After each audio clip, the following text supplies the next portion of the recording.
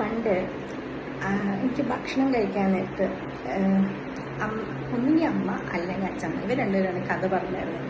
അപ്പം അമ്മ പറയുന്ന കഥകളിൽ എനിക്ക് ഏറ്റവും ഇഷ്ടമുള്ളൊരു കഥ എന്ന് വെച്ചാൽ, രണ്ട് പെൺകുട്ടികൾ നടന്നു പോകുമ്പോൾ പെട്ടി കിട്ടുന്നു, രണ്ടുപേർക്കും പെട്ടി കിട്ടുന്നു. അപ്പം അതിൽ ഒരു പെൺകുട്ടി ചെറിയ പെട്ടിയാണ് എടുത്തത്. അപ്പം ആ പെൺകുട്ടിയുടെ പെട്ടി തുറന്ന് നോക്കുമ്പോൾ അതിൽ ഒരുപാട് നല്ല സംഭവങ്ങളായിരുന്നു. മറ്റേ കുട്ടി വലിയ പെട്ടി നോക്കിയെടുത്ത് അതിലും പുഴുവും മറ്റേതൊക്കെയായിരുന്നു. അപ്പം അതിൻ്റെ മനസ്സിൽ അങ്ങനെ അങ്ങ് കയറി. അതായത് ഇപ്പോഴാണെങ്കിൽ നമ്മൾ പറയും ലീസ്റ്റിൽ കോംപ്രമൈസ് ചെയ്തെന്ന് പറയും. പക്ഷെ അന്ന് ഇതെൻ്റെ മനസ്സിൽ അങ്ങനെ അങ്ങ് കയറി. കുറച്ചുകൂടി വളർന്നപ്പോഴത്തേക്കും ഞങ്ങളുടെ ഫാമിലിയിൽ പ്രൊഫഷണലുകളാണ് കൂടുതലും ഉള്ളത്, അച്ഛൻ്റെയും അമ്മയുടെയും.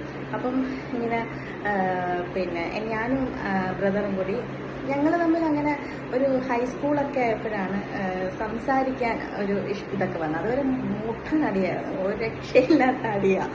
അപ്പോൾ അങ്ങനെ സംസാരിക്കുമ്പോൾ ഞാനും അവനും ഞങ്ങളുടെ ആഗ്രഹങ്ങൾ പങ്കുവയ്ക്കും. ഇപ്പം അവൻ പറയും എനിക്ക് പിന്നെ ഞങ്ങളുടെ ഫാമിലി തന്നെ PWDയിലൊക്കെ എഞ്ചിനീയർമാരായിട്ടൊക്കെ ഉള്ളവർ ഉണ്ട്.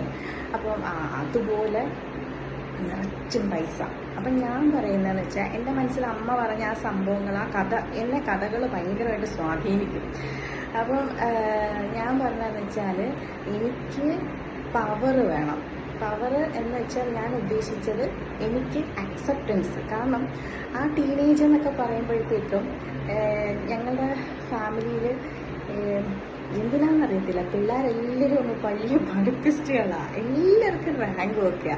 അപ്പം ഞാൻ അതിൻ്റെ ഇടയ്ക്കൊരു ആവറേജ് ശരാശരി കുട്ടി, വായാടി, നമ്മുടെ ആരണ്യകം സിനിമയിലെ അമ്മിണിക്കുട്ടി എന്തെങ്കിലുമൊക്കെ അസ്ഥാനത്ത് വിളിച്ച് പറയും. പിന്നെ ഏതെങ്കിലും ഒരു സമയത്ത് എൻ്റെ സമപ്രായക്കാരെ പെൺകുട്ടികൾ പറയും, അതെ ആ ചേച്ചി ഇങ്ങനെ പറഞ്ഞു, ഈ കല എന്തൊരു സ്വഭാവമോ, അസ്ഥാനത്ത് കയറി വിളിച്ച് പറയും. അപ്പോൾ ഞാനിങ്ങനെ പുളിമരത്തിൻ്റെ ചോട്ടിൽ പോയി ഇങ്ങനെ വിഷമിച്ച് ഇങ്ങനെ നിൽക്കും. അപ്പോൾ സമപ്രായക്കാരിൽ മൂത്താള് പിന്നെ അത് വേറൊരു ഇതാണ്, ഞങ്ങൾ തമ്മിൽ ബദ്ധശത്രുത ഉള്ളിൻ്റെ ഉള്ളിൽ. രണ്ടാമത്തെ ആൾ വന്നിങ്ങനെ പോട്ടെ സാറില്ല. അപ്പം ഞാൻ ഇങ്ങനെ പുളിമരത്തിൻ്റെ ചോട്ടിൽ പോയി ഇങ്ങനെ വിഷമിച്ച് നിൽക്കും, എന്നെക്കുറിച്ച് അങ്ങനെ പറഞ്ഞല്ലോ, ഈ ഒരു ഇതാണ്. അപ്പം എനിക്ക് അംഗീകാരം എന്നുള്ളതാണ് ആക്ച്വലി ഞാൻ പവർ എന്ന് ഉദ്ദേശിക്കുന്നത്. അത് അവൻ്റെ പ്രാർത്ഥന പെട്ടെന്ന് ദൈവം കേട്ടു. എൻ്റെ പ്രാർത്ഥന എന്ന് വെച്ചാൽ അതിൽ മെയിനായിട്ട് പിന്നെയും കുറച്ചും കൂടെ ആഴത്തിൽ പോയാൽ എനിക്ക് സെൽഫ് റെസ്പെക്റ്റ് പോകുന്ന കാര്യങ്ങൾ എന്നെക്കൊണ്ട് താങ്ങാൻ പാടാം. എസ്പെഷ്യലി പ്രൊഫഷനുമായിട്ട് ബന്ധപ്പെട്ടതൊക്കെ ആണെങ്കിൽ എന്നെക്കൊണ്ട് സഹിക്കാൻ പറ്റത്തില്ല. അവൻ്റെ പ്രാർത്ഥന പെട്ടെന്ന് ദൈവം കേട്ടു. പക്ഷെ എൻ്റെ പ്രാർത്ഥന എന്ന് പറയുന്നത് അതൊരു ഡിഫിക്കൽട്ട് ടാസ്ക് തന്നെയായിരുന്നു. ഓരോ സ്ഥലത്തുനിന്നും നമ്മൾ ഇടപെടുമ്പോൾ നിലപാടുകളുണ്ടെങ്കിൽ നമുക്ക് നേരെ വരുന്ന ശത്രുത എന്ന് പറഞ്ഞാൽ ഒരു രക്ഷയില്ലാത്ത ശത്രുതയായിരിക്കും. അത് പൊരുതി ഈ നിമിഷവും ഞാൻ പൊരുതിക്കൊണ്ടിരിക്കുക, സ്വന്തമായ യുദ്ധമുറകൾ ചെയ്ത് മുന്നോട്ട് വന്നുകൊണ്ടേയിരിക്കുക. അപ്പം എൻ്റെ അടുത്ത് സ്ഥിരമായി മെസ്സഞ്ചറിൽ ഒരാൾ ചോദിക്കും, ഒരുപാട് യങ് ആയിട്ടുള്ളൊരു ആളാണ്, ഞാനിതുവരെ മറുപടി ചോദിച്ചിട്ടില്ല, മാം ഇങ്ങനെ എപ്പോഴും ഇങ്ങനെ ചിരിച്ചുകൊണ്ടിരിക്കുന്നത്, ഞാൻ ചിരിച്ചുകൊണ്ടിരിക്കുമ്പോൾ മാത്രമേ ഞാൻ വീഡിയോ ചെയ്യുന്നുള്ളൂ എന്ന് അയാൾ ചിന്തിക്കുന്നില്ല. ഞാൻ കരയാറുണ്ട്, കാരണം ഈ എൻ്റെ ഉള്ളിലെ ഒരു ഭയങ്കരമായ ക്രേവിങ് ആണ്. എനിക്ക് അപമാനങ്ങൾ എന്നെക്കൊണ്ട് സഹിക്കാൻ പറ്റത്തില്ല. പക്ഷെ അത് പിന്നെ അതിന് ഈഗോ എന്ന് വേണമെങ്കിൽ പറയാം. അപ്പം അത് നേരിടേണ്ടി വരുമ്പോഴൊക്കെ ഞാൻ 100 കഷ്ണങ്ങളായിട്ട് ചിതറിപ്പോവാറുണ്ട്. ഞാൻ കൊല്ലത്തുനിന്ന് മോളെ കൊണ്ട് ഇറങ്ങി വന്നതുപോലും വിവാഹമോചനം കഴിഞ്ഞ ഒരു സ്ത്രീ സ്വന്തം കുടുംബത്തിൽ ചെന്നാൽ അവർക്ക് ഒരു അനാഥ പട്ടിയുടെ വിലയുണ്ടാവും എന്ന് മനസ്സിലായപ്പോഴാണ്. പിന്നെ ദാമ്പത്യത്തിൽ നിന്ന് പടിയിറങ്ങിയത് ഞാൻ അവിടെ ആരുമല്ല, എൻ്റെ സ്ഥാനം മറ്റാർക്കും ആണ് എന്ന് മനസ്സിലായപ്പോഴാണ്. അപ്പം എനിക്ക് അപമാനം ഫേസ് ചെയ്യാൻ ഭയങ്കര ബുദ്ധിമുട്ടാണ്.